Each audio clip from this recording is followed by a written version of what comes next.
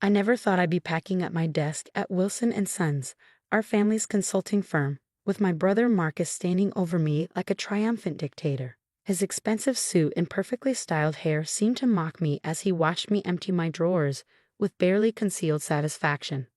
"Make sure you don't take anything that belongs to the company," he sneered, adjusting his Rolex, a gift from our father last Christmas.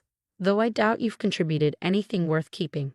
I carefully placed my family photo face down in the cardboard box. The image of happier times, before Dad's passing, before Marcus took control, felt like it belonged to someone else's life now. "You know, Marcus," I said, keeping my voice steady as I unplugged my laptop, "someday you might regret this." He laughed, the sound echoing through the now quiet office. Most employees had gone home, but a few lingered, pretending not to watch the owner's children in their final confrontation. "Regret what, Sarah? Finally getting rid of the dead weight? You've been holding this company back with your innovative ideas and modern approaches. This is a traditional consulting firm, not some Silicon Valley startup." I thought about the confidential documents sitting in my home office, the contracts that would make Marcus's head spin. But now wasn't the time. Everything had to play out perfectly.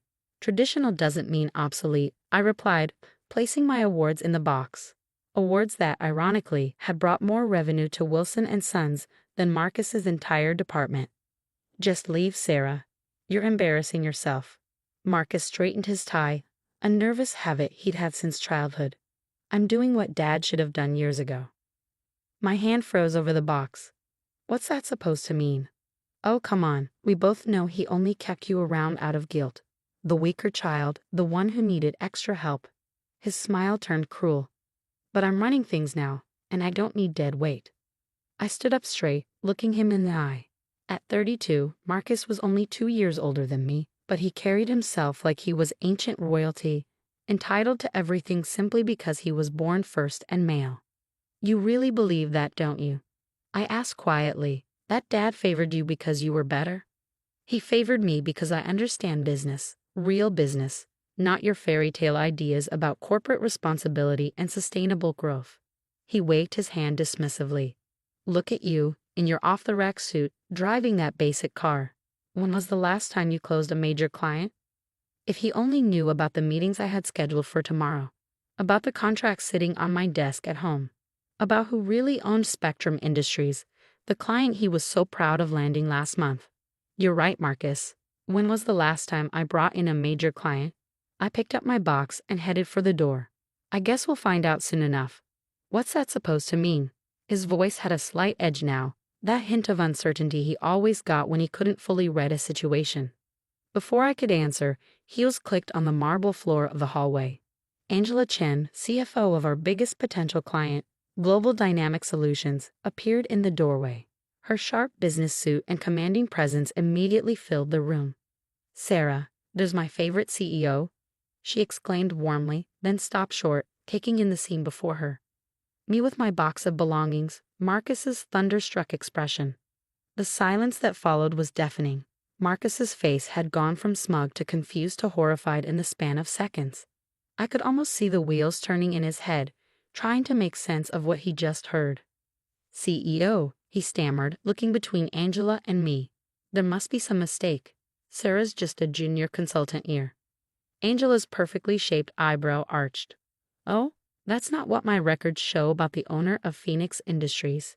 She turned to me, her expression professional but her eyes twinkling. "Sarah, I thought we were meeting tomorrow to discuss the acquisition." Marcus grabbed the edge of my old desk for support. Phoenix Industries, the parent company of Global Dynamic Solutions, Spectrum Industries, and half a dozen other major corporations, was known for its mysterious CEO who never appeared in public. "That's right," I said calmly, enjoying the way Marcus's face had lost all color. "But since I'm no longer employee here, perhaps we should move the meeting up. After all," I smiled at my brother, "I wouldn't want to waste anyone's time with my fairy tale ideas about business." Marcus's mouth opened and closed like a fish out of water. The Rolex on his wrist suddenly looked cheap, his expensive suit ill-fitting. In one moment, his entire world had shifted on its axis. You're the owner of Phoenix Industries," he whispered. But that's impossible. They're worth billions." "Nothing's impossible, brother. You just need the right innovative ideas and modern approaches. I turned to Angela. Shall we discuss the terms of acquiring Wilson and Sons over coffee? I know a great place down the street. As we walked out, leaving Marcus frozen in place, I couldn't help but think about how long I'd waited for this moment. 10 years of building my empire in secret. Watching Marcus run our father's company into the ground with his outdated methods and bloated ego. Tomorrow, everything would change. But for now, I savored the look on my brother's face as he realized that the sister he just fired wasn't just an employee. I was about to become his boss. The next morning, I sat in my real office, the penthouse suite of the Phoenix Industries building downtown. Floor-to-ceiling windows offered a sweeping view of the city, including the modest Wilson and Sons building 8 blocks away. My father's company looked small from up here, just like Marcus's ambitions. My assistant Michael knocked softly before entering. The Wilson and Sons board members are all here. They're waiting in the main conference room. He paused, a slight smile playing on his lips. Your brother arrived 20 minutes early. He's been pacing the hallway since. I took a slow sip of my coffee, savoring the moment. How does he look? Like he hasn't slept. The Armani suit can't hide the dark circles under his eyes. I nodded, checking my reflection in the window. Unlike Marcus, I'd slept perfectly well. Let's not keep them waiting. The main conference room fell silent as I entered. 8 board members from Wilson and Sons sat around the massive oak table, their expressions ranging from shock to disbelief to careful neutrality. Marcus sat at the far end. His usual commanding presence diminished. His hair, typically perfectly styled, looked hastily combed, and his designer tie was slightly crooked. Good morning, everyone, I said, taking my seat at the head of the table. I believe you all received the acquisition proposal last night. Marcus cleared his throat. Sarah, we need to talk about this. Privately, as family. I raised an eyebrow. Family? Yesterday you couldn't wait to throw me out of it. I turned to the board members. Let me be clear about the situation. Wilson and Sons is currently facing a critical decision. Your company's market share has dropped 15% in the last 2 years. Your innovative client base is shrinking. Your technological infrastructure is outdated. One of the board members, Mr. Peterson, spoke up. With all due respect, Ms. Wilson, how do you know so much about our internal affairs? I smiled, sliding a folder across the table. Because I've been watching. Every client you've lost in the past year has signed with one of my subsidiary companies. Every contract Marcus thought slipped through his fingers landed on my desk. Marcus's face flushed red. You've been sabotaging us. No, brother. I've been competing with you. There's a difference. I opened my laptop, projecting a graph onto the screen behind me. This shows Wilson and Sons' revenue decline over the past 5 years. And this, I clicked to the next slide, shows Phoenix Industries' growth during the same period. The contrast was stark. While our father's company had been steadily declining, my empire had grown exponentially. I'm offering to acquire Wilson and Sons for $50 million, I continued. That's generous, considering your current market position. The alternative is watching your company continue its decline until there's nothing left to save.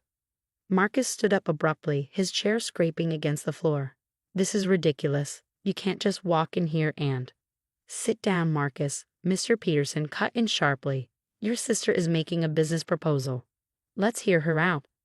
I could see the moment Marcus realized he was losing control. The board members weren't looking to him for leadership anymore. Their attention was fixed on me. The terms are simple. I continued. Phoenix Industries will absorb Wilson and Sons, modernizing its infrastructure and integrating it into our corporate network. All current employees will keep their positions, with opportunities for advancement in a larger organization. I paused, looking directly at Marcus. All current employees except senior management, that is. You can't fire me, he whispered, but his voice lacked conviction. This is my company. Dad left it to me. Dad left it to both of us. I corrected him. But you pushed me out because you couldn't see past your own ego. You thought success meant expensive suits and luxury watches. While you were playing businessman, I was building something real. The board members exchanged glances. They knew I was right. They'd watched Marcus prioritize appearances over substance for years. How did you do it? Marcus asked, his voice hollow. How did you build all this without anyone knowing? I thought back to the day Dad died. when Marcus had immediately assumed control, treating me like an afterthought. When you took over Wilson and Sons, I knew I'd never have a real voice there. So I started small, consulting for struggling tech startups. I helped them grow, took ownership stakes instead of fees.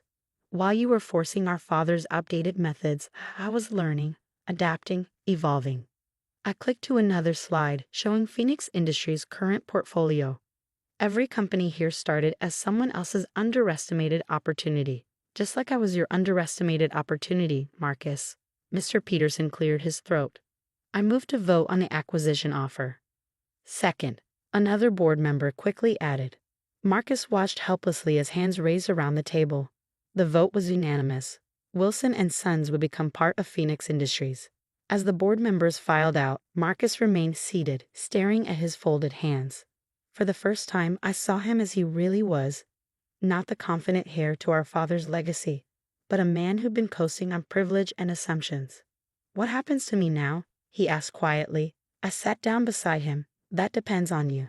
Are you ready to learn? Really learn, not just pretend you know everything. He looked up, surprised. You'd still give me a chance. After everything. Your family, Marcus. Real family, not the kind that kicks people out when they don't fit your image. I pulled out a contract from my briefcase. I'm offering you a position in our development division. Entry level. You'll report to people younger than you. It won't be easy, and your fancy suits won't impress anyone. But you'll learn what real business is about. His hands trembled slightly as he took the contract. Why? Why offer me anything?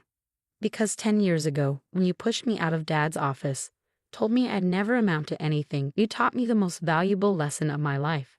I stood up, straightening my jacket. You taught me that sometimes people's biggest mistake is underestimating those they consider beneath them. I walked to the door, then turned back. The position is available if you want it. But understand this, you'll have to earn every step up from here. No shortcuts, no favoritism. Just hard work and merit. Think you can handle that? Marcus looked down at the contract, then back at me. For the first time since we were kids, I saw genuine humility in his eyes. I can learn, he said softly. Good. I smiled. Because lesson 1 starts tomorrow, don't be late. As I walked back to my office, I thought about how differently things had turned out from what Marcus expected when he'd ordered me to pack up my desk just yesterday. He thought he was getting rid of dead weight, but instead, he'd finally learned the weight of his own actions. My phone buzzed, another notification about a potential acquisition. I smiled, thinking about how success isn't always about who starts at the top. Sometimes it's about who's willing to start at the bottom and build their way up, one underestimated opportunity at a time. In my office, I picked up the family photo I kept face down on my desk for years. Maybe it was time to take a new one that showed both Wilson children as they really were, not as anyone had expected them to be. After all, family businesses are complicated things. Sometimes it takes losing everything you thought you had to find something better than you ever imagined. Marcus was about to learn that lesson just as I had 10 years ago. And this time, we'd both be better for it.